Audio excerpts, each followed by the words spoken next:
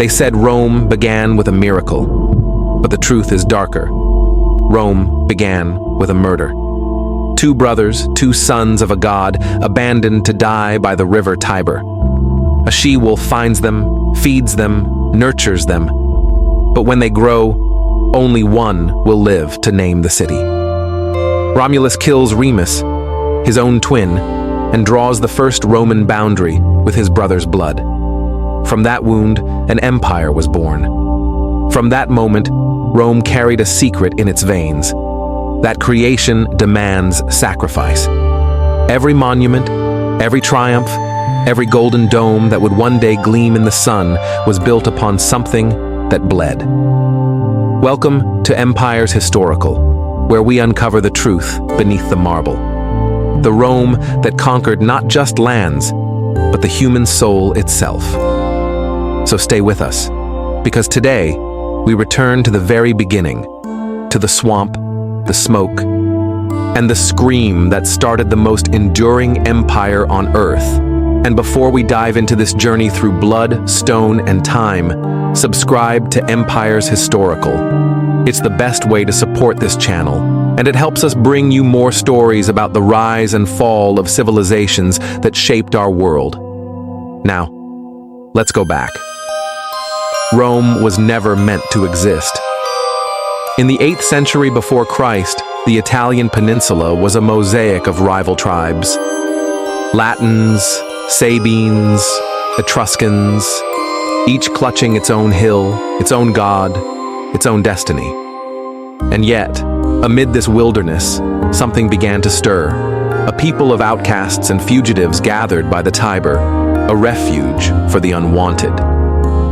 According to legend, Romulus opened his city to everyone no one else wanted: slaves, debtors, murderers, refugees.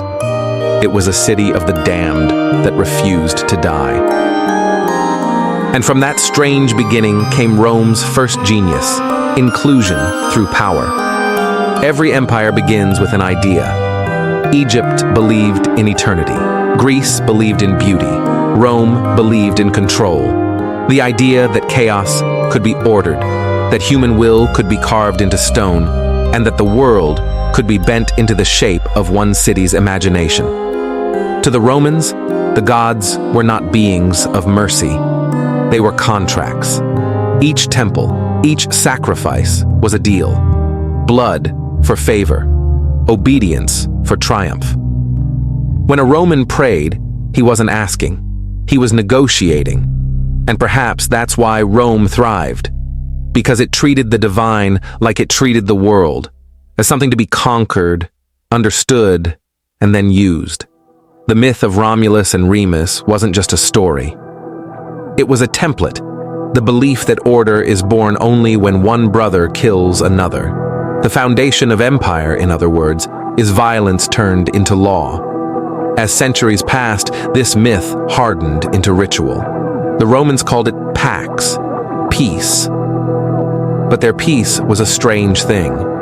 It came only after total domination, after cities were razed, men crucified, women sold, and enemies turned into examples. They made a desert and called it peace. Archaeology tells us the earliest Romans were farmers and shepherds on 7 small hills. But their imagination was vast. They built with mud, but dreamed in marble. They looked at their swamps and saw cathedrals. Their gods were borrowed from everywhere: Greek, Etruscan, Eastern. And in that borrowing lay their genius. Rome was never afraid to steal what worked. While the Greeks asked what makes a man good, the Romans asked what makes a man useful. That is the soul of empire, not purity, but utility. And in that practicality, they found a kind of immortality. The first Romans were men of action, viri, the word that gave us virtue. But their virtue had nothing to do with kindness. It meant discipline, endurance, obedience to the state. To be Roman was not to feel, but to act. Even their gods were soldiers. Mars, the god of war, was not a destroyer, but a father, the father of Romulus himself. War, to Rome was not tragedy, it was destiny. From that idea, a civilization rose. They drained marshes, built walls, and shaped stone into the geometry of empire. What began as huts on Palatine Hill became the Forum, the beating heart of a republic that claimed to speak for the people, the res publica. But the people in question were few. For every senator debating policy in white togas, there were thousands of slaves, invisible, digging, carrying, dying. And yet Rome told itself that all were part of something eternal. That illusion, that even the lowliest had a share in greatness, was perhaps its most brilliant lie. The Romans loved stories of themselves.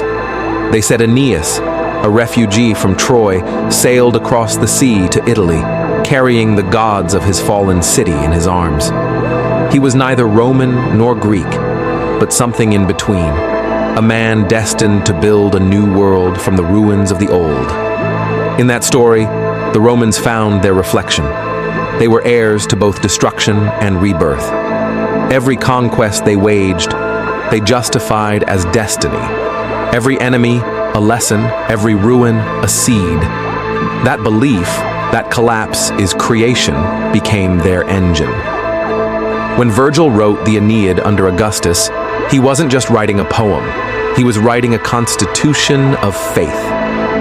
Aeneas's journey from exile to empire mirrored Rome's own, from chaos to order, from ashes to marble, from blood to eternity. And in that transformation, Augustus saw himself. He turned a dying republic into a glittering monarchy, not through law, but through storytelling. The Areopagus, the altar of peace, was his masterpiece of propaganda. Carved in flawless marble, it celebrated peace brought by conquest. It was Rome in miniature, the beauty that hides the blade. But what made Rome truly unstoppable wasn't its armies or architecture. It was something invisible, a psychological invention more powerful than any weapon: citizenship. From the beginning, Rome understood that conquest alone was brittle. Fear makes slaves, but hope makes Romans. They discovered the secret of empire, the ability to turn outsiders into insiders, enemies into participants. You didn't have to be born in Rome to belong to it. You only had to submit and believe. That idea spread faster than legions. From the deserts of Syria to the swamps of Britannia, men began to think of themselves not just as subjects, but as Romans, wearing the toga, speaking Latin, worshipping the emperor's face stamped on their coins. Citizenship was their most seductive export. It was the ancient world's version of the American dream, the promise that you could start poor and end up Roman. But like every dream, it came with a cost. To join Rome, you had to surrender your past, your gods, your name, your identity. Rome didn't erase you, it absorbed you. You became part of the machine, and the machine became you. Still, the beginnings of that machine were fragile. Rome was not yet marble. It was mud and ambition. The Tiber stank. The air was thick with smoke.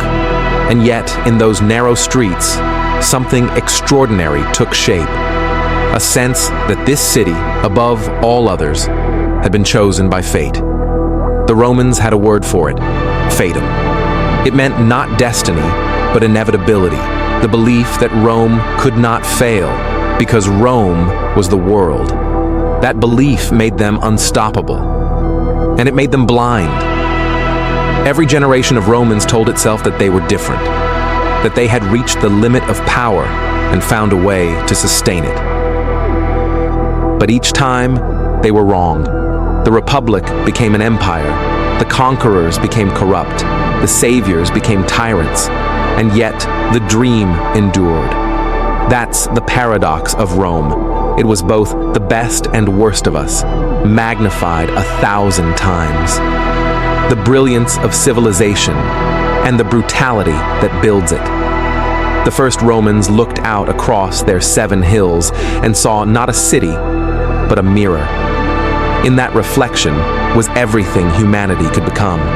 Glorious, cruel, brilliant, flawed, eternal. They believed they were founding not just a city, but an idea that one will, one people, one law could hold the world together. It was a gamble with history itself. And somehow, it worked. From one act of fratricide grew the longest-lived empire the West had ever known. From a city of refugees came the blueprint for modern citizenship, law, and government. From the mud of the Tiber came an idea that still haunts us, that order can be perfect, and perfection can justify anything. But there's something even more unsettling. Rome didn't die. It just changed names. Every empire that followed, Byzantium, Britain, even America, carries its ghost. We still build walls and call them peace. We still dream of order born from conquest. And we still tell ourselves that the price is worth it. The wolf still nurses us. And maybe that's why Rome still matters. Because it's not just history. It's a warning. Thank you for watching Empires Historical. If this story resonates with you, if the echoes of Rome still whisper in your own world, subscribe and stay with us. Because the rise of Rome is only the beginning. The fall is coming. It began with hunger, not for food, but for certainty. The Roman conviction that power was the only guarantee of peace. The world beyond the 7 hills was vast, fertile, and dangerous. Tribes traded, betrayed, and raided. Cities rose and fell within sight of each other.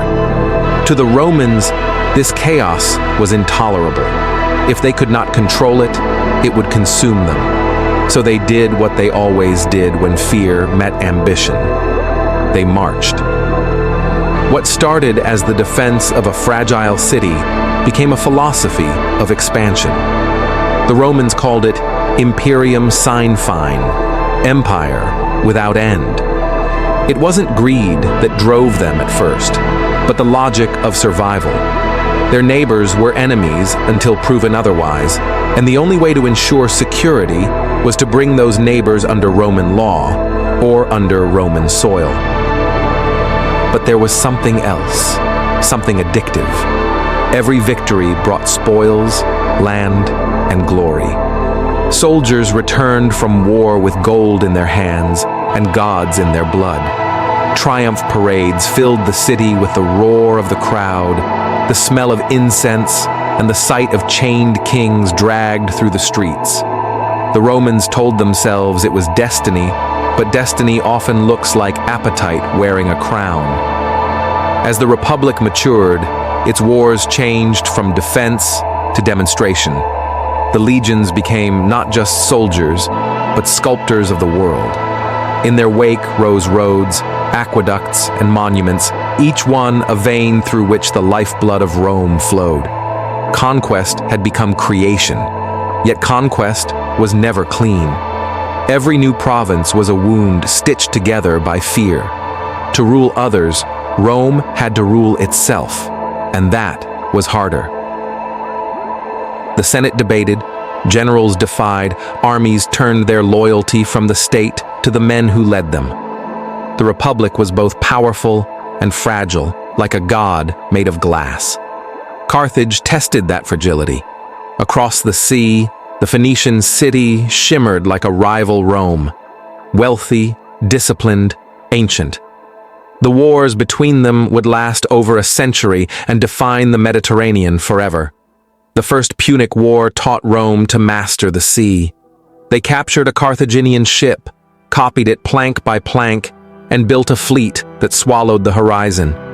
The Second Punic War tested their endurance. Hannibal crossed the Alps with elephants, leaving trails of death and awe behind him. Rome burned, bled, and nearly broke. But from the ashes, they returned harder, colder, more relentless. When the Third Punic War came, it was no longer about survival. It was about erasure. Carthage was besieged, burned to the ground, and its soil salted so nothing could grow again. For Rome, it was not enough to win. They had to ensure their enemies could never rise. After Carthage fell, the world changed. The Mediterranean, once a sea of rivals, became Mare Nostrum, our sea. Greece, Spain, Egypt, one by one, they became provinces, satellites orbiting the same sun. And yet, even as Rome conquered the world, it was being conquered from within. Greek philosophy seduced Roman minds. Greek art filled Roman villas. Greek tutors raised Roman children. The victors became students of the vanquished. Cicero read Plato, Virgil rewrote Homer, and every Roman who sought refinement found it in the language of those they had subdued. Rome had won the world, but Greece won Rome's soul. Still, power demanded formality. To hold so vast an empire together, the Romans invented a new kind of system, practical, flexible, brutal. Governors administered provinces, tax collectors fed the treasury, and legions stood ready to crush rebellion at a whisper. The law of Rome extended farther than its language. Its discipline spread like architecture, rigid and ordered. But underneath, the Republic was beginning to suffocate. Wealth flowed in from conquered lands, but so did corruption. Senators bought loyalty, generals bought armies. The ideals of the Republic, liberty, civic virtue, collective rule, became tools for men seeking power. Pompey was one of them. A general of dazzling ambition, he turned conquest into theater. He cleared the Mediterranean of pirates in mere months and paraded his victories through Rome with such grandeur that his enemies called him Magnus, the Great. But greatness is a lonely title, and he soon found a rival. Julius Caesar saw the Republic as an empire waiting to admit its truth. His conquest of Gaul turned him into a legend, a man who bridged rivers, crossed mountains, and bent tribes to his will. But when he returned to Italy, the Senate ordered him to disband his army. Instead, he crossed the Rubicon, a shallow stream that became the deepest line in Roman history. In that instant, Rome changed forever. A republic that had stood for nearly 5 centuries collapsed beneath the weight of its own contradictions. The ideals that built it, discipline, unity, and ambition, destroyed it. Caesar's march on Rome was not rebellion, it was revelation. The Republic had always been ruled by those strong enough to seize it. His assassination on the Ides of March was meant to restore liberty. Instead, it proved that Rome could no longer exist without a single ruler. The blood that spilled on the Senate floor was the same blood that founded the city, fraternal, sacred, and cursed. Out of that chaos rose a new order. Octavian, Caesar's heir, called himself Augustus, the revered one. He understood what his predecessors did not. Power must wear a mask.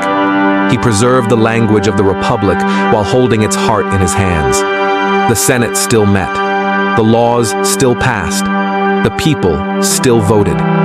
But their choices had already been decided. Under Augustus, the world changed again. The legions no longer fought for survival, but for stability. Roads spread like veins across continents. Aqueducts carried life to cities that had never known clean water. The Pax Romana, the Roman peace, was proclaimed. But peace under Rome was not the absence of war. It was the silence that follows conquest.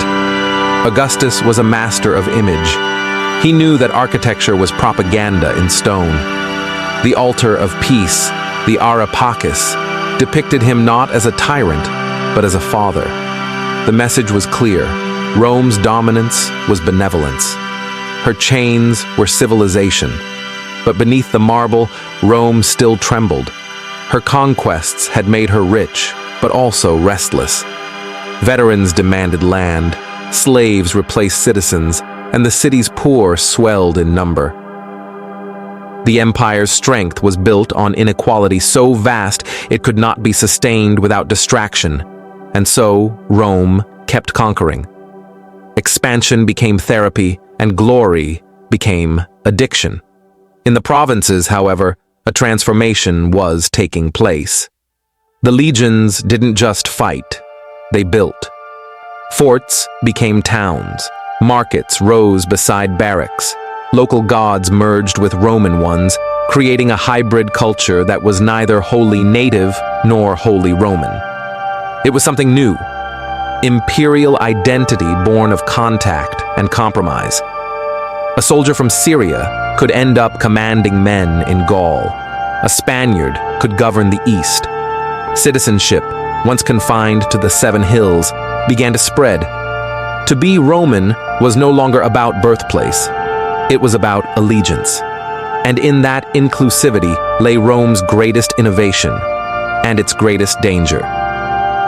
The more people became Roman, the less Rome belonged to itself. Its culture stretched thin, its power diffused. The empire was no longer a city ruling the world, but a world ruling itself in the name of a city. Augustus died believing he had restored order. He left behind a golden age of literature, art, and peace, but also the blueprint for monarchy disguised as meritocracy. The emperors who followed him inherited both the glory and the guilt. Some would honor his vision, others would desecrate it, but all would inherit the paradox at the heart of Rome's story, that the same force that made it eternal would one day pull it apart. If you walked the streets of Rome at the height of Augustus's reign, you would have seen the world in miniature: marble from Greece, gold from Spain, spices from India, faces from Africa, Syria, Gaul. Rome was not just a place anymore. It was a mirror of humanity itself. Merchants shouted in a dozen languages. Senators debated beneath temples built with foreign stone. In the forum, slaves and philosophers passed each other like shadows of the same empire. And yet, in the midst of this splendor, an unease lingered. The quiet knowledge that empire feeds on the very diversity it fears. Rome prided itself on order, but it thrived on contradiction. The expansion that secured its peace also ensured its fragility. Every new border required soldiers, governors, and taxes.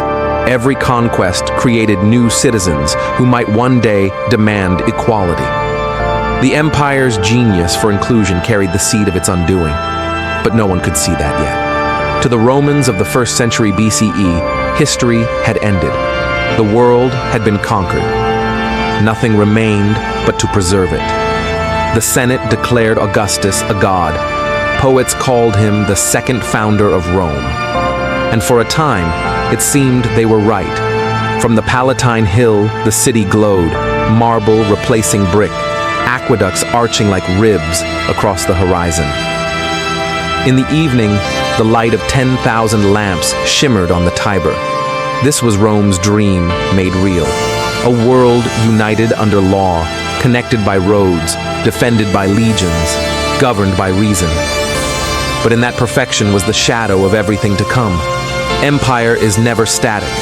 It is a pulse, a rhythm, conquest, consolidation, corruption, collapse. Rome had finished its first beat. What came next would test whether power could truly be eternal. For now, though, the world knelt. The eagle's standard fluttered above deserts and mountains alike. The Mediterranean had become a Roman lake, and the gods themselves seemed to have chosen this city to outlast time. But even as marble temples rose, the foundations were already shifting. Because beneath every stone of Rome lay the truth the Romans themselves could never face. Their greatest victories were not over others, but over themselves. Power, once won, must be organized. Victory was never the end for Rome. It was the beginning of an endless experiment: how to turn chaos into system, war into structure, conquest into civilization. The Romans didn't merely rule the world, They built it again in their own image, line by line, stone by stone, until even their enemies began to think like them. At the heart of this transformation was a simple idea: ordo, order. To the Roman mind, order was not just a preference, it was the proof of divinity. The gods themselves were imagined as administrators of the cosmos, each with jurisdiction, each with duty. The empire was heaven's mirror on earth, precise, layered, relentless. And to keep that machine running, Rome forged what no other civilization had ever achieved: an infrastructure of obedience. The Mediterranean became the empire's bloodstream. Ships from every corner of the known world sailed its waters: lumber from Gaul, glass from Syria, spices from Arabia, gold from Spain, grain from Egypt. The Romans called it Mare Nostrum, our sea. But ownership was not enough. They needed connection. So they built roads, straight, enduring, beautiful in their geometry. Each stone laid by soldiers, each milestone engraved with the name of an emperor or general, a message to the future. We were here, and the world obeyed. More than 80,000 kilometers of roads stretched across mountains and deserts, connecting fortresses, markets, and capitals. Those roads were arteries of empire, carrying not just goods, but orders, laws, and ideas. Through them, Rome created the first truly global network. Along these routes, the empire learned to breathe. Caravans carried olive oil from Hispania, wine from Gaul, marble from Greece. Amphorae, those clay vessels stamped with the seal of the state, became the signature of Roman logistics. Archaeologists still find them today, shattered but unbroken in meaning, the remains of an economy that functioned with near-modern precision. It was not just commerce, it was choreography. Every movement in the empire was measured, documented, controlled. Tax collectors counted harvests, governors recorded births, generals mapped the frontier. The empire's genius lay not in invention, but in organization, a bureaucracy so efficient that its echoes still haunt modern government.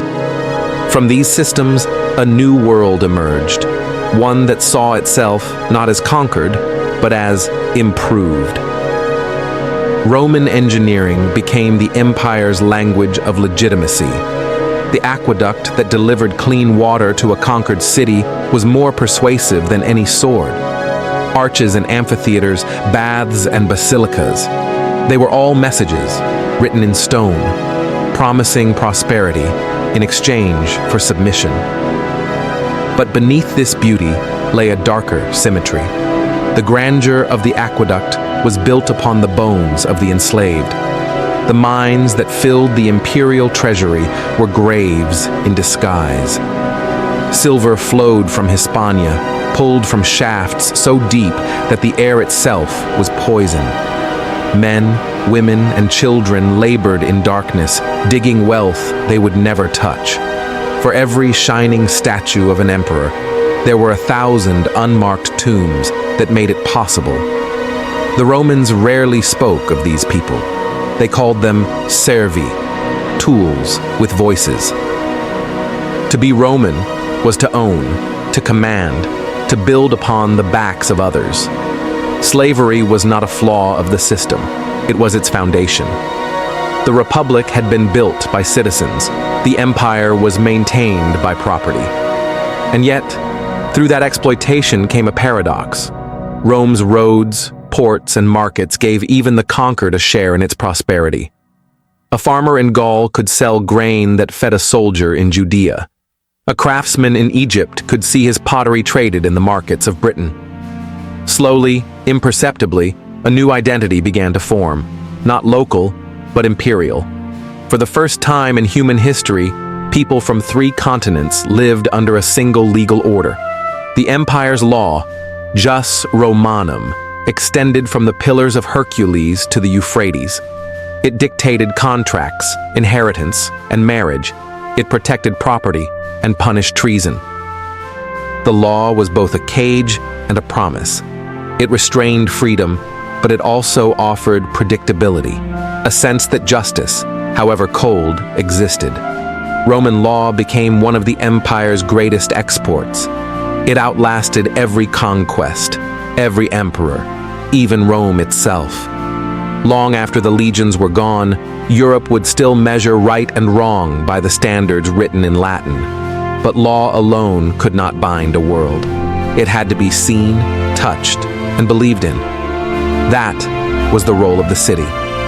Rome's urban vision was nothing less than divine replication. Every colony, from Alexandria to Londinium, was a reflection of the capital. Streets in perfect grids, forums for public life, temples at the center, baths for the body, theaters for the mind. To live in a Roman city was to live inside an idea, a daily rehearsal of civilization. Architecture was propaganda that never slept. The amphitheater celebrated conquest through spectacle. The temple embodied order through symmetry. Even the humble latrine became a metaphor for communal discipline, a reminder that, in Rome, even the most private act was part of the collective. The empire's architects were mathematicians of power. They calculated not just weight and balance, but perception. The Pantheon's dome, with its perfect circle of light, was a sermon without words. The sky itself captured and domesticated. The message was clear. Rome had tamed nature, and by extension, fate. Yet, within that order, there was tension. The farther the empire stretched, the more fragile its balance became. Communication that once took days now required months. Local governors grew arrogant. Legions turned provincial. To maintain unity, the center had to invent new tools of control. Census became surveillance. Temples became tax offices. Statues became substitutes for presence. The emperor's face carved in every corner of the empire, a silent reminder that divinity watched. Coins carried not just value but ideology, bearing inscriptions like "Restorer of the World" or "Peace through Victory." The empire was everywhere, in your hand, in your home, in your prayer. Even time itself was Romanized. The calendar was corrected, reformed, and renamed. Months bore the names of emperors: Julius, Augustus. To live in Rome's world was to live by Rome's hours. And so the empire endured, not by sword alone, but by rhythm. Roads, trade, law, religion, all beating to the same imperial pulse. But every machine runs on fuel, and Rome's was human. Slaves, soldiers, merchants, clerks, all part of the same vast organism. The genius of the system was that it convinced people their place within it was destiny. Even those who suffered believed they served something eternal. The poet Ovid once called Rome the city of marble built upon the ashes of brick. He meant it as praise, but it was also prophecy. The marble would shine, but the ashes would never disappear. Underneath the administrative brilliance lay an exhaustion no road could fix. The very success of Rome's infrastructure made it vulnerable. The richer it became, the more it had to defend. The wider it stretched, the thinner its authority grew. When famine struck Egypt, half the empire starved. When a storm destroyed a fleet, soldiers went unpaid. When an emperor died, entire economies trembled. The same system that had unified the world now made it dependent on a single heartbeat: Rome's. Still, for centuries, that heart kept beating. To walk through the Forum in its prime was to feel the illusion of eternity. Senators in white togas debated beneath statues of ancestors. Priests sacrificed bulls to Jupiter for victories won thousands of miles away. In the markets, traders shouted in Latin, Greek, and Aramaic, the empire's babble of profit.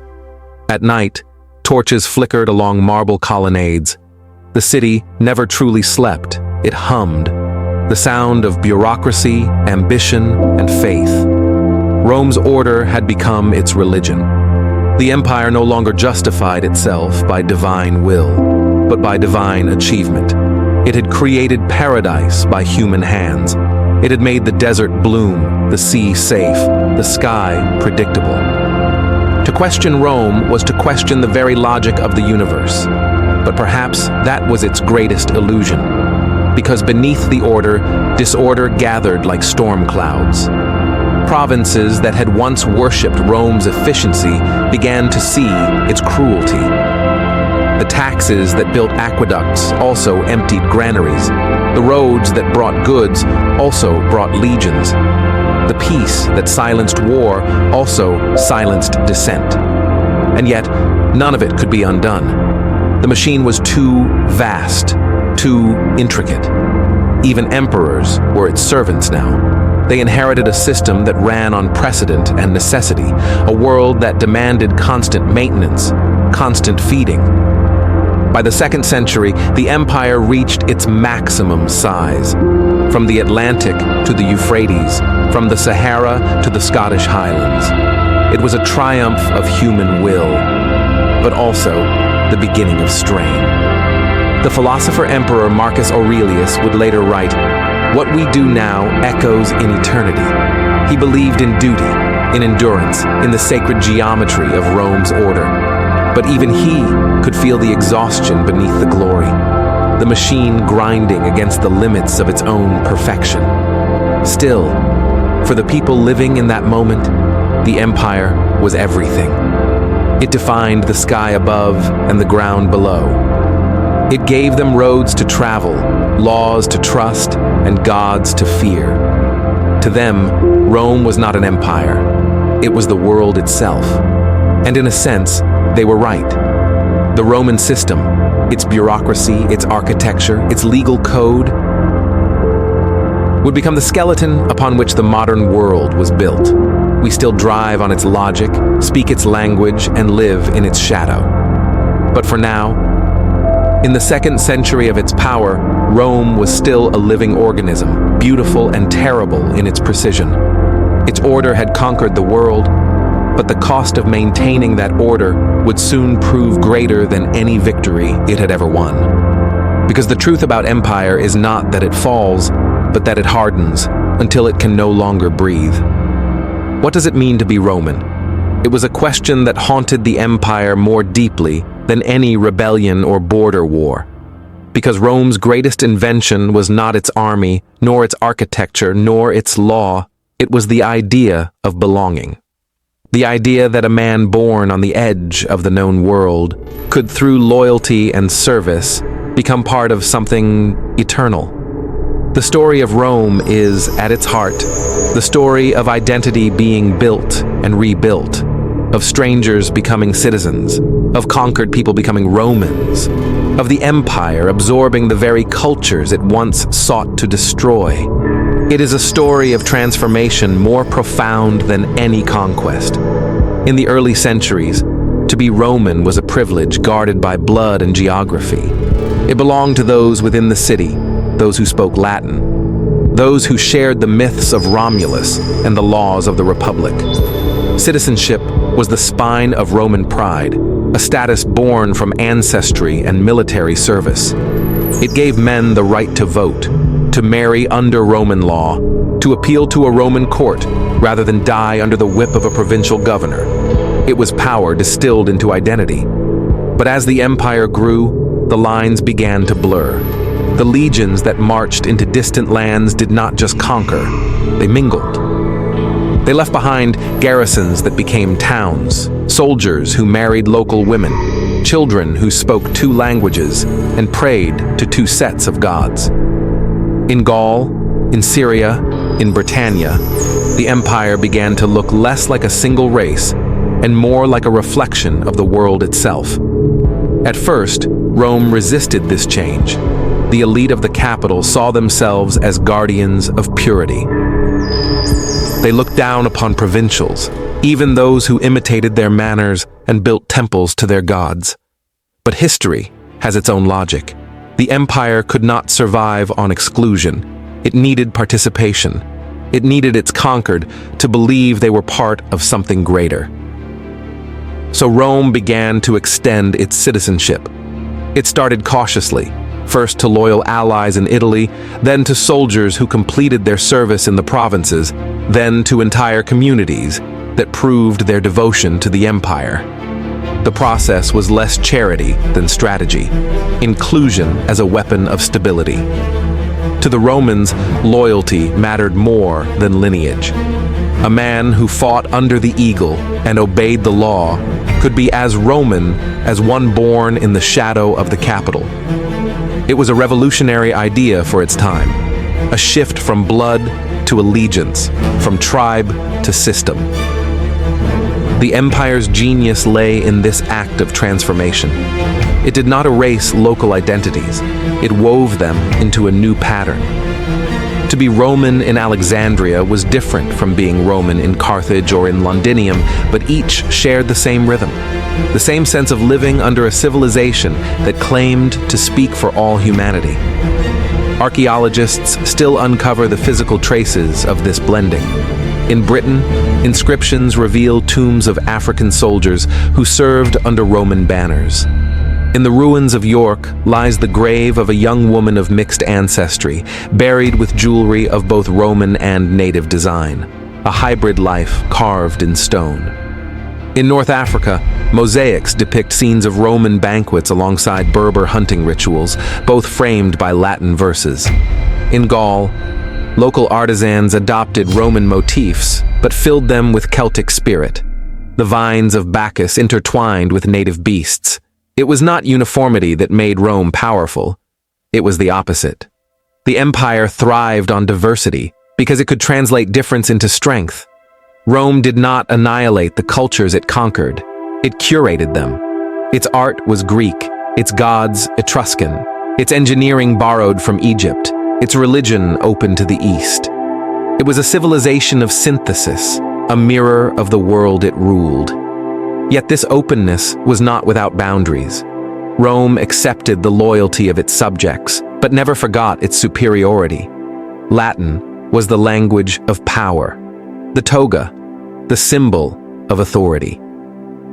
In the provinces, to adopt Roman habits was to rise socially.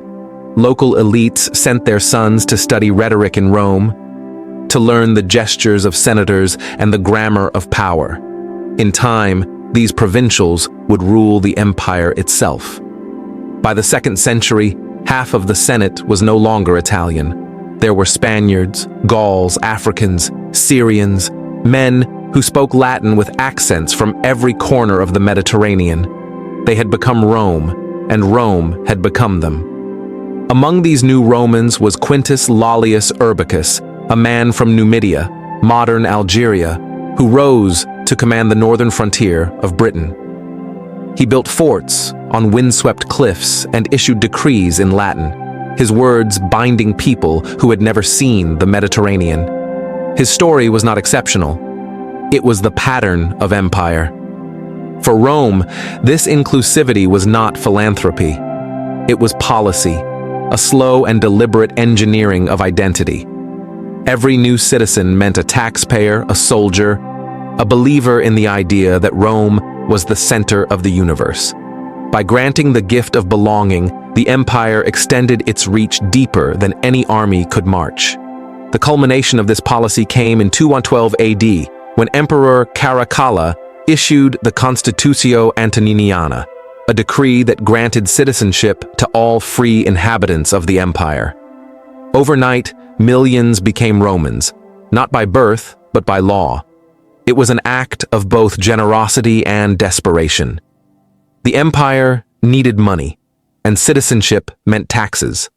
But it also represented the final triumph of an idea that had begun with Romulus's open gates, Rome as a refuge for all. The city of outcasts had become a world of citizens. Yet something was lost in the process. As citizenship became universal, it also lost its meaning. What had once been a badge of honor, earned through valor or lineage, was now merely a label, a bureaucratic convenience. The word Roman had stretched so far that it no longer defined who a person was, only whom they obeyed. Still, the experiment had changed humanity forever. For the first time, belonging was detached from blood. Rome had invented the concept of universal citizenship, a vision that would echo through millennia. In the charters of medieval cities, in the constitutions of republics, in the dream of global equality. But behind the grandeur of this vision lay the contradictions of empire. For every man granted citizenship, there were 10 who remained enslaved. For every local noble welcomed into the Senate, entire villages toiled under taxes they could never pay.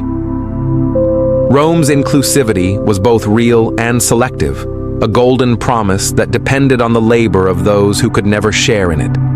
Identity in the Roman world was a spectrum. At the top stood the citizen, shielded by law. Beneath him, the peregrinus, the foreigner who lived under Roman rule but not Roman rights. Below them, the slave, the invisible backbone of empire. But even this hierarchy was porous. A slave could be freed, a foreigner could be granted citizenship, a provincial could become emperor. Rome's system was rigid yet flexible, cruel yet strangely hopeful. That permeability became the empire's moral theater. It allowed Rome to believe it was just, even when it was not.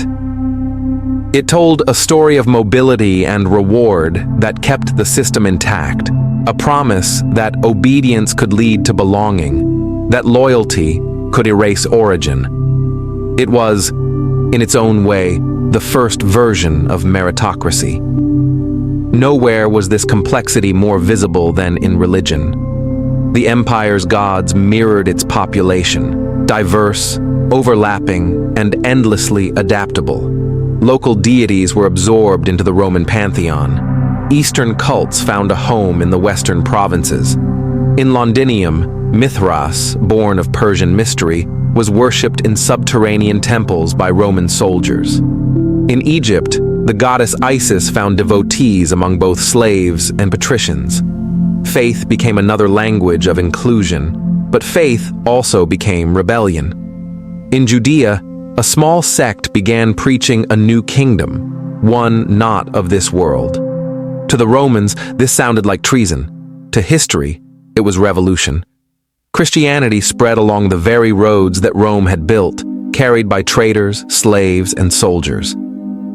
The empire that had once turned gods into tools had unknowingly built the infrastructure for its own transformation. And yet, even in the face of such change, the Roman idea of identity endured. To be Roman still meant to be part of something ordered, rational, and eternal. It meant living under law, speaking in terms of reason rather than blood, building with purpose rather than chance. The empire's strength was that it made even the conquered feel civilized. By the 3rd century, this web of identity stretched across continents. In Africa, cities like Leptis Magna gleamed with marble imported from Greece. In Gaul, villas stood among vineyards that fed the capital. In Syria, scholars wrote philosophy in Greek, but signed their names in Latin. Everywhere, Rome's presence could be felt, not as a conqueror, but as a habit. But identity built by conquest carries a shadow. For the more the provinces became Roman, the more the Romans themselves began to lose sight of who they were. The empire's boundaries had expanded outward, but its soul had diffused inward. The capital was now just one city among many, its citizens no longer certain of what made them different. The poet Juvenal, writing in the 1st century, mocked this confusion. "The Orontes has flowed into the Tiber," he wrote, referring to the Syrian river that symbolized the East. He meant it as an insult, but in truth, it was prophecy. The empire's blood had become global. The Rome of Augustus had believed in unity through hierarchy. The Rome of Caracalla believed in unity through uniformity. Both were illusions. The empire was no longer a single culture, but a network of cultures, bound not by love, but by law. And yet, in that vast mosaic of humanity, something extraordinary had taken root. A new kind of person was emerging, one who saw himself not as Greek or Egyptian, Celt or Berber, but as Roman. He might pray to a local god, speak a provincial tongue, eat native food, but his coins bore the emperor's face, his contracts were written in Latin, his sense of order came from the empire.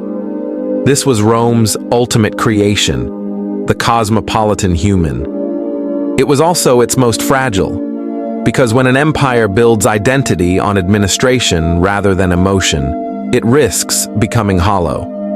The Roman citizen of the 3rd century could recite his rights, but he no longer felt the fire that once burned in the heart of the Republic. He belonged everywhere and nowhere. In that emptiness, new loyalties began to form, to faith, to family, to tribe. The universal citizen would one day give way to the believer. The empire's political unity would dissolve into spiritual unity. But that belongs to another story.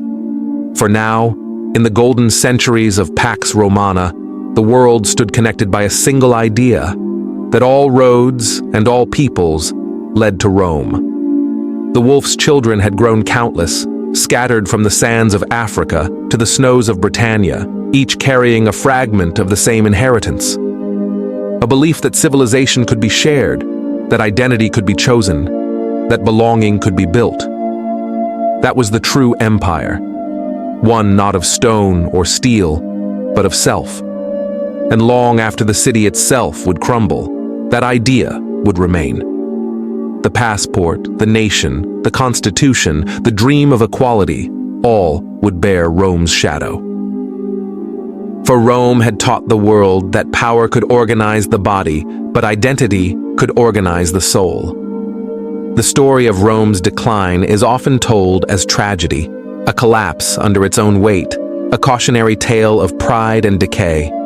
But that story, though poetic, is incomplete. Rome did not die in a single moment, nor did it vanish like a crumbling statue. It changed shape. It shed its skin, and in doing so became immortal in ways even its emperors could never have imagined. By the 5th century, the Western Empire was a ghost that still wore its crown. The marble of the Forum cracked, the Senate debated before empty benches. The legions were filled with men who no longer spoke Latin as their first tongue. In Ravenna, emperors ruled from behind walls, while generals of barbarian birth held the real power. Yet the laws were still Roman, the coins still bore imperial faces, and the people still called themselves Civs Romani, citizens of a world that had already disappeared. Outside the frontiers, new forces gathered: Visigoths, Vandals, Huns. To Rome, they were barbarians, a word that once meant simply those who do not speak our tongue. But by now, it had come to mean something deeper: those who did not share Rome's illusions. The invaders were not primitive. They were heirs of Rome's own creation. They wore Roman armor, traded in Roman markets, fought under Roman banners as mercenaries. When they finally turned against their masters, it was not rebellion, but inheritance. In 410, the unimaginable happened. The city that had ruled the world was sacked. Alaric, king of the Visigoths, entered Rome not as a destroyer, but as a mourner. His men plundered, yes, but they also prayed in Christian churches, respecting the God that both conqueror and conquered now shared. The old gods were long gone. Jupiter's temples stood empty, their silence heavier than the screams. For 3 days the city burned, and then the fires died out. But Rome remained. It always did. Augustine of Hippo, writing in the chaos that followed, understood what few could. The earthly city, he said, will fall because it is built on love of self. But the city of God is built on love of God, and it shall never fall. In that sentence, he redefined the meaning of empire. Rome's loss became Christianity's gain. What was once political became spiritual. What was once temporal became eternal. The Western Empire limped on for another 60 years, a theater without actors, an empire in name only. When the last emperor, Romulus Augustus, was deposed in 476 by the Germanic general Odoacer, no one called it the end. There was no ceremony, no apocalypse, just the quiet realization that the world had changed. The Senate still wrote letters in Latin. The laws still followed Roman precedent. The Church still prayed in Roman basilicas. Even the conquerors called themselves patricians. The empire had ended only in geography, not in mind. Meanwhile, in the East, Rome refused to die at all. Constantinople, New Rome, flourished. Its walls rose higher than any army could breach. Its harbor gleamed with masts from every sea. Here, emperors still wore purple and called themselves Augustus. They spoke Greek now, not Latin, and prayed to Christ rather than Jupiter, but they still believed they were the guardians of Rome's universal mission. The world called them Byzantines. They called themselves Romans. Under Emperor Justinian, the empire's old ambition flickered again. In the 6th century, he reconquered North Africa, Italy, and part of Spain. For a moment, it seemed as if the ancient world had been resurrected. But it was an illusion, sustained by will and faith more than strength. Justinian's wars drained the treasury, his plagues decimated the population, and his cities trembled under earthquakes. Yet his dream left behind one of humanity's greatest legacies, the Corpus Juris Civilis, the codification of Roman law. It was in parchment, not in marble, that Rome achieved its immortality. The law became its scripture, reason its priesthood. When Europe would one day rebuild itself from the ruins, it would use this code as blueprint and gospel. Through law, Rome continued to govern the unborn. But Justinian's empire too would fade. The Persians attacked from the east, the Lombards from the north, and then came the Arabs, fierce, inspired, and unstoppable. Within a century, the Mediterranean, once called Mare Nostrum, belonged to another faith. Yet even Islam, in its golden age, carried echoes of Rome, in its administration, its architecture, its libraries. The caliphs inherited not just territory, but the Roman idea that knowledge and order could be instruments of divinity. In the West, amid ruins and monasteries, another transformation was taking place. Out of the wreckage of empire, new kingdoms rose, Frankish, Lombard, Visigothic, but none could escape Rome's gravity. They adopted its laws, its Latin tongue, its dream of unity. When Charlemagne knelt before the Pope in the year 800 and was crowned Emperor of the Romans, it was less a beginning than a resurrection. The Holy Roman Empire was not Rome reborn, it was Rome remembered, a dream carried forward by faith rather than force. Through the Church, Rome found its truest immortality. The Bishop of Rome, once a humble spiritual figure, became the Pope, the inheritor of imperial authority, cloaked not in armor, but in sanctity. The papal throne replaced the imperial one. The keys of St. Peter succeeded the eagles of the legions. From the ruins of empire rose a different kind of dominion, one built not on conquest, but on conscience. Yet the shadow of the old empire never left Europe. Every kingdom that rose saw itself reflected in Rome's mirror. The idea of empire became a contagion of ambition. The Byzantines guarded it through theology. The Holy Roman emperors claimed it through lineage. The Ottomans would one day seize Constantinople and proclaim themselves Kaiser I Rum, Caesars of Rome. The very word, civilization, carried within it the echo of civitas, the Roman city, the Roman order. But perhaps the most enduring inheritance of Rome was its language of power. Law, hierarchy, bureaucracy, the invisible architecture of control became the template for every government that followed. The concept of citizenship, of legal equality, of a republic bound by institutions rather than kings, all were Roman gifts. Even in the modern world, when nations claim liberty, they speak Latin without knowing it. Rome's ruins became Europe's foundations. Its aqueducts became bridges. Its roads became highways. Its temples became churches. The stones of its fallen monuments were repurposed for new cathedrals, as if the empire's body had decomposed only to nourish the next civilization. But the question remained: did Rome truly fall, or did it simply evolve beyond recognition? In a sense, Rome never ended. It was absorbed into the human imagination. It became the measure by which all greatness is judged and all arrogance condemned.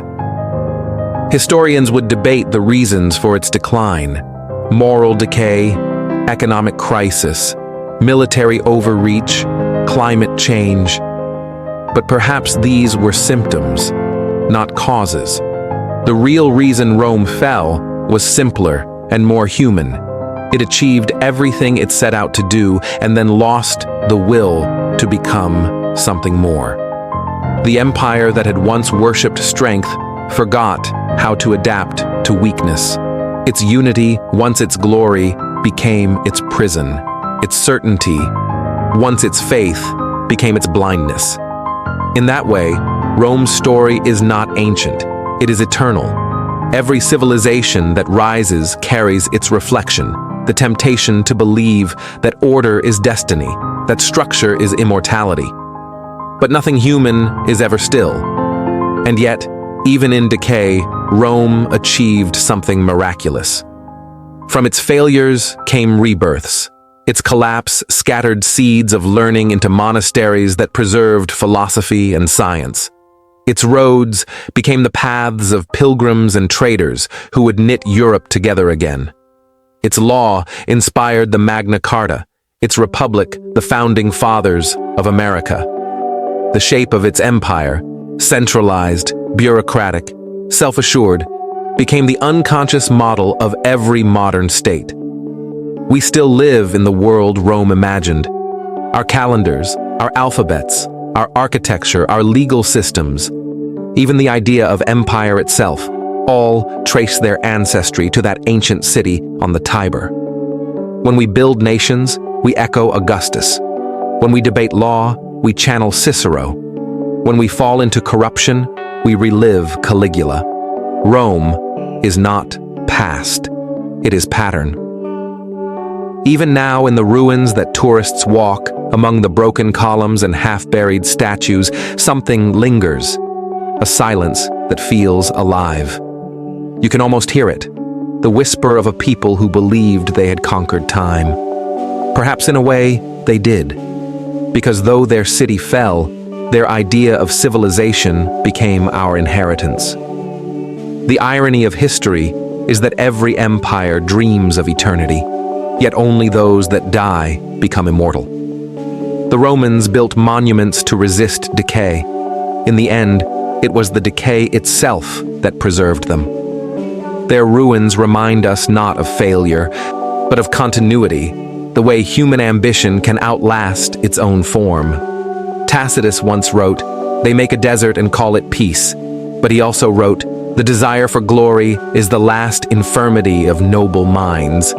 Rome embodied both truths, the cruelty of empire and the nobility of order. It was both monster and miracle.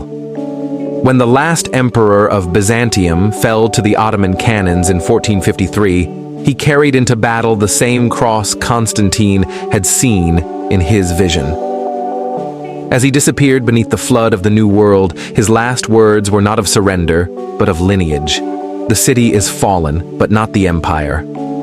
He was right, because by then the empire was no longer a place. It was a memory, a method, a myth. And that myth survived. It traveled in the language of scholars, in the architecture of capitals, in the ambition of kings. It lived in the Renaissance, when artists and thinkers resurrected Rome's wisdom from dust. It lived in the Enlightenment, when philosophers claimed reason as empire's heir. It lived in every revolution that sought law without tyranny, power without chaos. To say that Rome fell is to misunderstand what it became. The Roman Empire was the seed of Western consciousness, the fusion of discipline and dream, of law and legend. It fell only in stone. In spirit, it never ceased. Its ashes became the soil of modernity. When we speak of the rise and fall of empires, we are still speaking Roman. When we imagine a global order, when we dream of universal peace, when we fear decline, it is Rome we remember. Its shadow stretches across the centuries, not as warning alone, but as proof that humanity, for all its flaws, can build something that echoes beyond itself.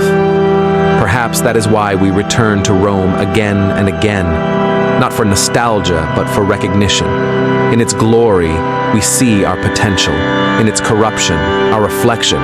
In its fall, our fate. Rome never died. It transformed. It became the civilization that still shapes the way we think, govern, worship, and hope. And maybe that is the final secret of empire, that what truly endures is not power, nor wealth, nor territory, but the idea that even from ruin, the human story can begin again. Every empire eventually meets the horizon, the moment when its ambition touches the limits of geography, of endurance, of meaning itself. For Rome, that moment came not with defeat, but with exhaustion. The legions had reached the ends of the world, yet the world kept slipping farther away. From the highlands of Caledonia to the deserts of Syria, Rome stood everywhere and nowhere, stretched so thin that even victory began to feel like loss. It was then, at the edge of empire, that the Romans built walls. Not metaphorical ones, but walls of stone, as if they could hold the universe together by architecture alone. In the north, across the windswept moors of Britannia, Emperor Hadrian ordered a wall 80 miles long, a line between the known and the unknown. It was not just a defense, it was a declaration, thus far and no further. The wall was built not to keep the barbarians out, but to keep Rome in, to define at last what it meant to belong. Soldiers garrisoned its forts, merchants followed, and families were born in its shadow. Life continued as if eternity could be maintained with mortar and discipline. But walls do not only separate, they confess. They admit that even the eternal has borders. Hadrian's wall was the first crack in Rome's illusion of endlessness. Beyond it lay freedom and chaos. Within it, order and fear. The empire began to turn inward, away from conquest and toward consolidation. Roads that once carried legions to war now carried taxes, decrees, and memories of glory. The borders hardened, but inside, the empire began to decay. What was once expansion became administration. What was once faith became fatigue. The 2nd century, so often remembered as the age of Pax Romana, was peace only on the surface. Beneath, tremors spread, economic strain, plague, overextension. Marcus Aurelius, the philosopher-emperor, spent more of his reign in military camps than in palaces. His meditations, written on campaign, read like the thoughts of a man holding back the tide with his hands. "The world is change," he wrote, "and life is opinion." It was the first whisper of doubt in an empire built on certainty. The 3rd century brought that doubt to life. One after another, emperors rose and fell, 20 and 50 years, each murdered or replaced by the next. The empire fractured into rival states. The Rhine frontier collapsed. The eastern provinces rebelled. The legions, once Rome's shield, became its executioners. This was not the fall. It was the shattering of an illusion. The empire had grown too vast for one mind to govern, too complex for one capital to command. Rome tried to adapt. New administrative centers appeared: Trier in Gaul, Milan in Italy, Antioch in the east. The empire was no longer a single body, but a constellation, each star flickering on its own. And yet, in this chaos, a strange kind of resilience emerged. The Roman system, forged by centuries of order, refused to die. Even as emperors were slain and borders redrawn, the machinery of empire continued to turn. Taxes were collected, roads maintained, laws enforced. The empire had become self-sustaining, too deeply woven into the fabric of the world to unravel easily. But something essential had changed. Rome had once believed that its greatness came from conquest. Now it began to believe that its greatness lay in survival. The frontier became less a line of defense and more a mirror, reflecting back a new kind of Rome, wary, bureaucratic, haunted by its own perfection. Out of this turmoil rose Diocletian, a soldier from Illyria, a man of iron discipline, who understood that the empire could no longer be ruled by a single will. He divided it into four, creating the Tetrarchy: 2 senior emperors and 2 juniors, each governing a quadrant of the world. It was both innovation and confession. For the first time, Rome admitted that unity itself had become a liability. Diocletian's reforms brought temporary order, bureaucracy expanded, the army reorganized, the economy stabilized through sheer will. But the cost was freedom. The new Rome was efficient, but suffocating, a world of decrees, taxes, and surveillance. The emperor had become less a man than a function, a node in a vast administrative network. Citizens were no longer participants in glory. They were data in the system. Even religion was absorbed into control. The emperors, claiming divine sanction, demanded worship as gods incarnate. To refuse was treason, not impiety. For centuries, the empire had tolerated 1,000 cults and faiths. Now, under strain, it sought uniformity. But faith is not so easily governed. In the far corners of the empire, a new belief was spreading, quietly, invisibly, like a seed taking root in marble. The followers of a crucified Jew were gathering in homes, catacombs, and marketplaces, speaking of a kingdom not built by hands. Their message was subversive, that salvation lay not in the emperor, but in the soul. Rome's power had always depended on visibility, on monuments, processions, and spectacle. Christianity thrived in the shadows. It offered belonging to the enslaved, the poor, the alienated, to all those whom Rome's perfection had forgotten. By the time Diocletian launched his great persecution in 303 AD, it was already too late. The old gods were fading, their temples echoing with emptiness. The empire could burn books, imprison bishops, and execute martyrs, but it could not kill an idea that had already taken root in the human heart. When Constantine came to power, he understood this better than any soldier or philosopher before him. On the eve of battle, he looked to the sky and saw, so the story goes, a cross of light with the words, "In hoc signo vinces." By this sign, you will conquer. Whether vision or invention, it changed everything. With Constantine's victory, Christianity became the empire's new foundation. The gods of stone gave way to a god of spirit. The temples of Jupiter were replaced by basilicas of Christ. The cross, once a symbol of humiliation, became the standard of the legions. The empire that had worshipped order now worshipped faith. Constantine built a new capital to embody this transformation, Constantinople, the city of Constantine. It rose where Europe met Asia, shimmering on the Bosporus, a fusion of East and West. Rome was no longer the heart of the empire. It was a memory, a relic of the pagan past. The center of the world had moved, and with it, the meaning of empire. Hadrian had drawn a wall to mark the limits of Rome's land.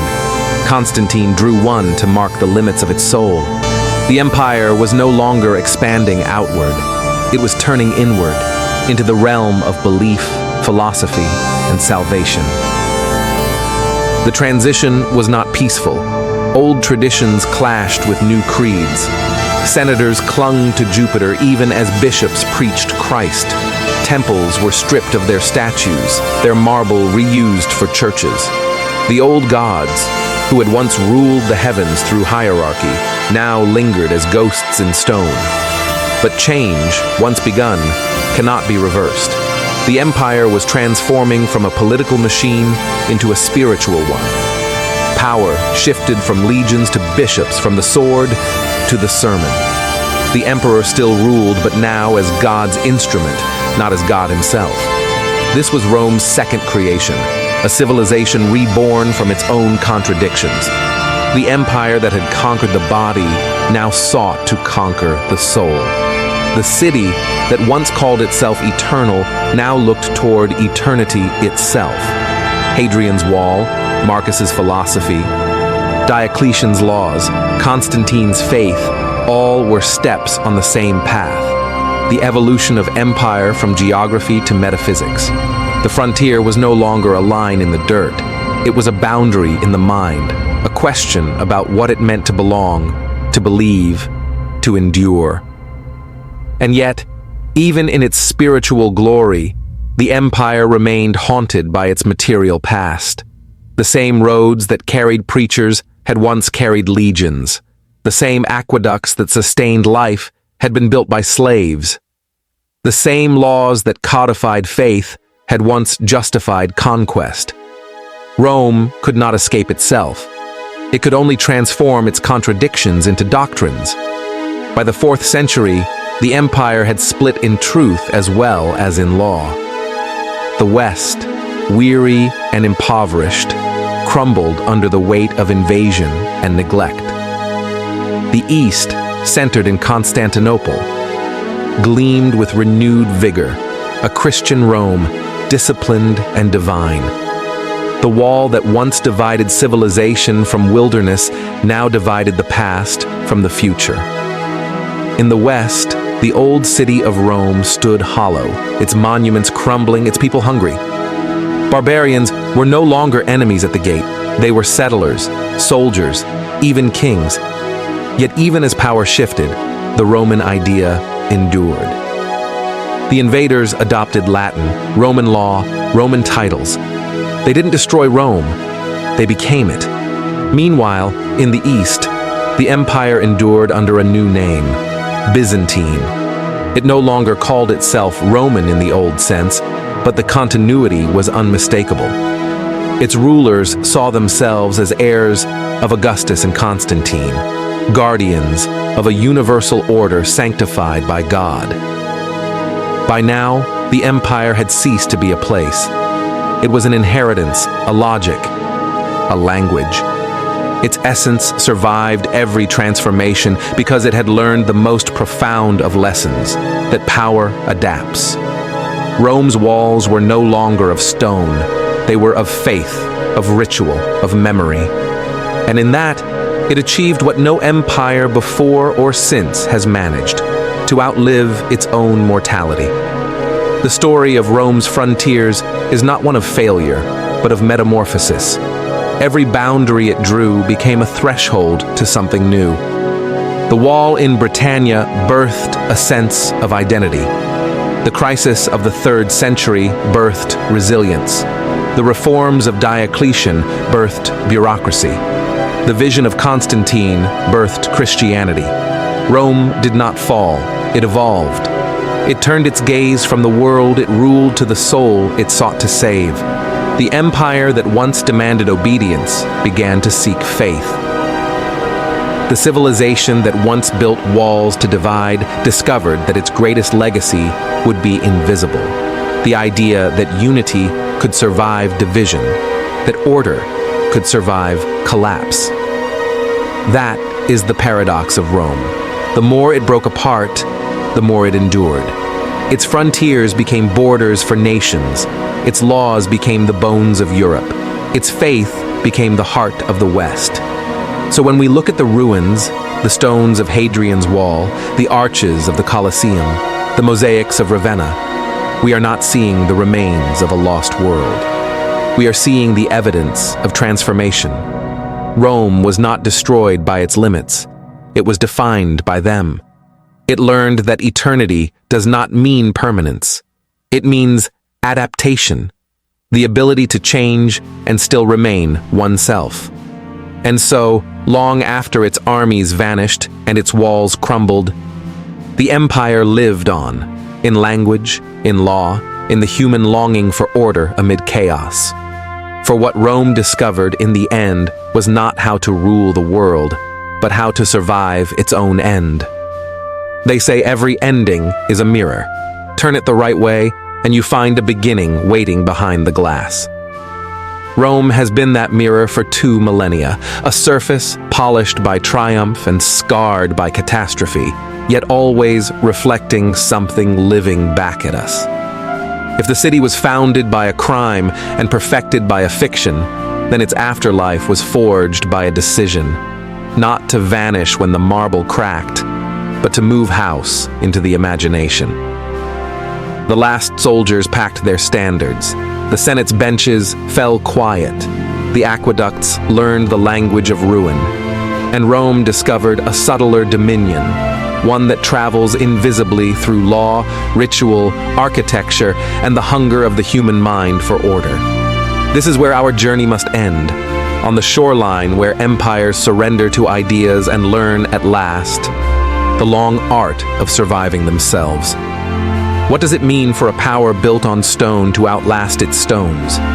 It is easy to believe survival requires fortresses, but the world's greatest fortress is a pattern. That was Rome's final masterpiece. A pattern of thinking about power so convincing that even its enemies wore it like a borrowed crown. You can trace the pattern by closing your eyes and listening for the cadence beneath modern life. A statute written in cool prose, a city grid that reconciles chaos to right angles, a calendar that tethers our days to once sacred names, a courthouse where the gravity in the room is an inheritance as much as a judgment. All of it is a long echo. Rome taught the West that authority could be impersonally personal, that a citizen might kneel not to a person, but to a principle, and that a principle could be made real if you repeated it enough in stone and ceremony. After the legions faded, that insight did not. But an echo can grow strange with distance. The farther it travels, the easier it is to mistake it for your own voice. Later ages would try Rome on like armor, some to protect, some to intimidate, some to imagine themselves taller.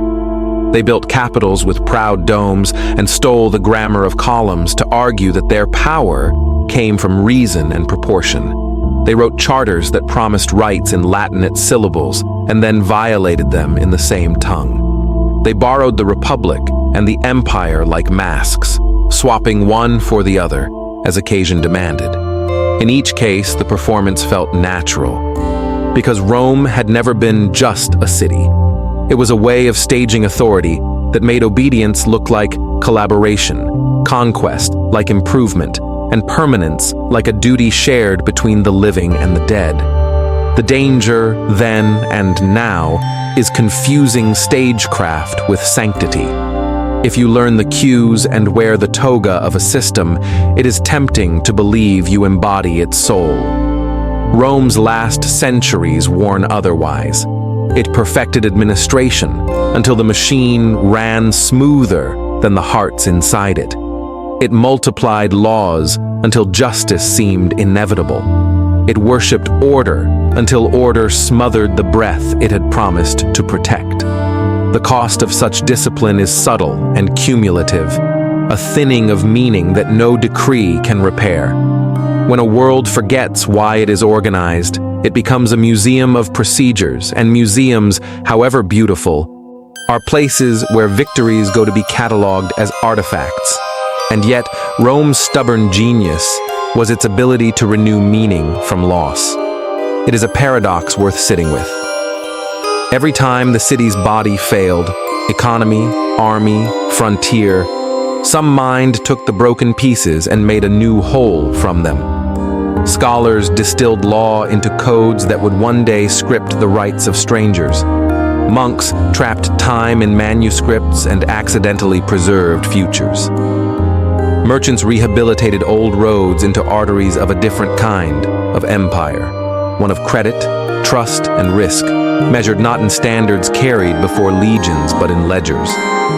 Even its ruins worked, teachers for architects, stage sets for nations, warnings for rebels, and, not least, the emotional geometry from which the Renaissance calculated a second act for antiquity. If Rome's mortality was real, its talent for reincarnation was relentless. There is something almost biological about that endurance. Organisms survive by mutation. Institutions survive by reinterpretation. Rome mastered reinterpretation to a degree that embarrasses our certainty about endings. Shorn of empire, it converted command into counsel, power into ritual, policy into memory. Bishops adopted the language of magistrates. Emperors traded the purple for halos painted behind their heads. The forum's logic migrated into chancelleries and universities. The world redrew maps, but the lines that mattered most were now inside people.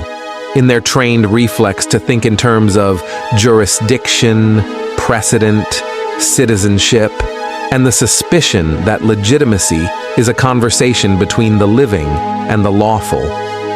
No barbarian could sack that. Still, every inheritance carries a fear. Ours is this, that by keeping Rome's tools, we also keep Rome's blindfold. The dream of a world unified by rules is generous and terrible in equal measure. Generous because it imagines strangers as partners in a shared script. Terrible because it tempts us to mistake conformity for virtue. You can feel the temptation wherever efficiency is worshipped, wherever tidy systems claim to fix untidy lives. Rome's order was powerful because it was grounded in a brutal honesty about what people are capable of. But when honesty hardens, compassion has to argue for its seat at the table. The habit of empire is to call its own preferences universal. The habit of those who inherit empires is to call their anxieties civilization. Yet the record is not only accusations. To honor Rome's ghost fairly is to remember how often it bent towards the useful kind of universality, the one that protects the weak from the strong by placing both under the same sky. Codified law is a frail shield, but it is a shield. A road is a vector for violence, yes, but it is also a corridor where merchants and mothers cross borders as equals. A city plan can enforce hierarchy or imagine community. A language can command or connect. A calendar can trap time or redeem it with season and festival. The Roman trick, sometimes generous, sometimes cynical, was to insist that these dualities be managed rather than denied. The worst crimes of the empire were committed in the name of balance. The best mercies of its afterlife were extended in the same name. Perhaps the deepest mercy was humility disguised as pride. Rome's pride was theatrical, but in its bones it had learned to steal shamelessly. It knew that imitation is the sincerest confession of need. That is why it adopted the gods of others until belief became a federation.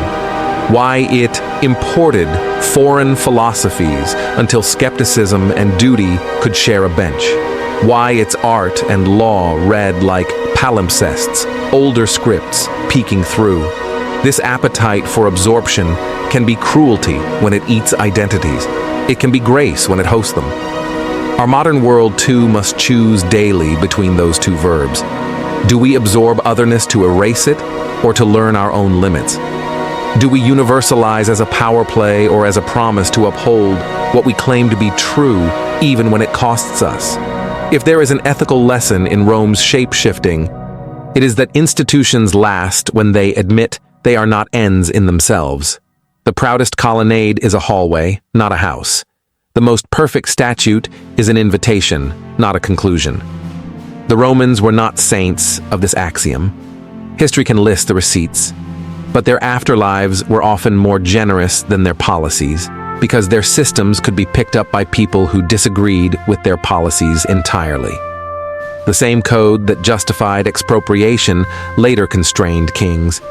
The same techniques that staged imperial spectacle later democratized persuasion. The same administrative stubbornness that taxed peasants into despair later compelled governments to keep promises made under brighter skies. It is not that Rome becomes innocent by diffusion. It is that diffusion democratizes guilt and possibility alike. What then should we carry forward? Not the mythology of destiny that excuses any means. Not the reflex for uniform solutions to plural problems. Not the habit of admiring marble more than mercy. If Rome still matters, it is because it gives us vocabulary for the disciplined hope that civilization can be improved by tools rather than miracles, and a warning that tools can become idols. Its best bequest is a fierce practicality yoked to a self-suspicion equal to its ambition. Build, but ask why. Codify, but ask for whom. Expand the circle, but count who is pushed to the edge when the circle moves. And there is one more bequest, quieter than law and more demanding than architecture, the courage to change scale. When history zooms in too close, all we see are the cracks. When it zooms out too far, all we see are the patterns. Rome teaches the discipline of alternating focus. It is the city of detail, contracts, paving stones, ranks, rituals, and the city of abstraction, citizenship, sovereignty, the strange arithmetic by which a city of one river could speak for a sea. Both lenses are necessary. Without detail, justice collapses into slogans. Without abstraction, compassion collapses into favoritism. The Roman habit of toggling between the two remains one of the few techniques we possess for dignifying complexity without surrendering to it. Many will still prefer the simpler story, that Rome rose, ruled, rotted, and fell. There is comfort in 4 verbs and a certain neatness in closing the book with a single date.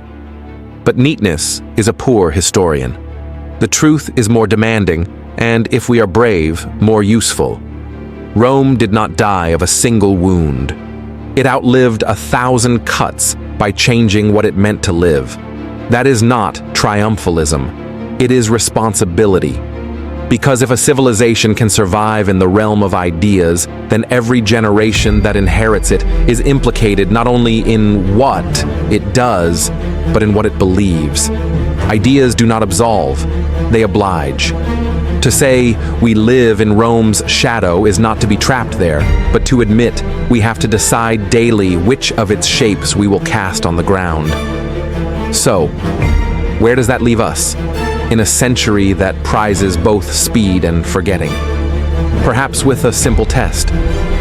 When you walk through a city and feel the quiet authority of an arch, ask whether it shelters or separates. When you hear a leader promise order, ask whether the order is a corridor or a cell. When a law claims universality, ask whose voice it learned to speak and whose it still cannot hear. When the past is invoked like a charm, ask whether it is an ancestor blessing the living or a mask demanding obedience. Rome can help with these questions, not because it was wiser than we are, but because it rehearsed them longer and left behind the scripts, both tragedies and comedies, for us to study.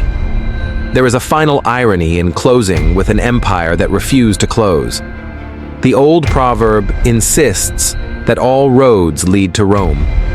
The more interesting truth is that Rome now leads to us. We are the afterstory it did not plan, but somehow enabled, the inheritors of law without a single lawgiver, of a concept of citizenship stretched so far it can embrace strangers who will never meet, of an architectural imagination that still believes space can teach a people how to live together. The price of that inheritance is the knowledge that none of it is automatic. Roads invite, they do not deliver. Codes define, they do not redeem. Temples, whatever you call them now, can be houses of mercy or museums of self-regard. The choice is not in the stone, it is in the hand that lays it, the eye that judges it, the story that justifies it. If the twins on the riverbank haunt the first lines of Rome's tale, another pair shadows its last. Not brothers with teeth bared, but two virtues with their arms around each other, memory and imagination. Memory keeps us from lying about what power costs. Imagination keeps us from believing that cost is all it buys. Together, they allow us to see in the wreckage, not an ending, but the raw material from which the next order might be fashioned more gently than the last. The wolf we still nurse is hungry for certainty, but it can be taught to guard as well as devour. That is the hope. Not that Rome was good or bad. Things vast enough to carry centuries refuse those small verdicts, but that it remains legible, a grammar for responsibility in a world still tempted by the seduction of marble answers to human questions. So let the series end the way Rome taught endings to behave, by refusing to be one. Set down the empire in your mind as a living archive and open it as needed. When a law seems too neat for human experience, when a city forgets its obligations to the silent majority of its stones, when ambition dresses itself as destiny and asks to be acclaimed. Return to Rome then, not for nostalgia's narcotic, but for counsel. It will not flatter you. It never flattered anyone. It will remind you that order and mercy do not have to be enemies, that universality is a discipline, not a boast, that the future is not the opposite of the past, but another name for its consequences. We began with a murder and a boundary. We end with an invitation and a threshold. Step across. Carry forward what deserves to live. Leave behind what never made life larger. And when you are tempted, when we are all tempted, to call the desert peace because silence is easier than justice, remember the city by the river that taught the world how to speak in stone and how to listen when stones finally answer back. They say every empire falls, but what if the greatest of them never truly ended? It simply changed its shape. Rome was not destroyed, it was absorbed. Its ruins became blueprints, its laws became our language, its ambition became our reflection. Every government that calls itself a republic, every city that dreams of order, every citizen who believes the world can be organized by reason, all of them, in some quiet way, are still Roman. We live inside the after-image of an empire that refused to die. Its stones may crumble, but its pattern endures. In our calendars, in our courts, in the architecture of our minds. We inherit its discipline, its arrogance, its hunger for perfection. And we inherit its blindness. The belief that structure can replace wisdom, that peace can be built from obedience, that eternity can be engineered. Yet perhaps that is why Rome still matters, because it reminds us that civilization is not a monument, but a question. Every generation must answer it again. Can we build power without cruelty? Can we create order without forgetting compassion? Can we inherit greatness without repeating its sins? Look around. The echoes are everywhere. In glass towers that mimic the Forum, in nations that call themselves civilized, in laws written to protect us, and sometimes to control us. We are all the children of that ancient city by the river, still wrestling with the same paradox, that the dream of empire lives inside the dream of humanity itself. But perhaps there's another way to remember Rome, not as a warning, but as a witness. A witness that human beings, for all their flaws, once dared to imagine eternity. and almost believed they had achieved it. Maybe that's the secret. Rome never conquered the world. It taught the world to conquer time. And so we end where we began, on the banks of the Tiber, with a city born of blood and myth. Its founders are gone, its walls are dust, but its voice still whispers beneath our own. It tells us, the empire is never over. Every act of creation, every law written, every dream of order is another Rome rising again. The wolf still nurses us. The question is, what will we become this time?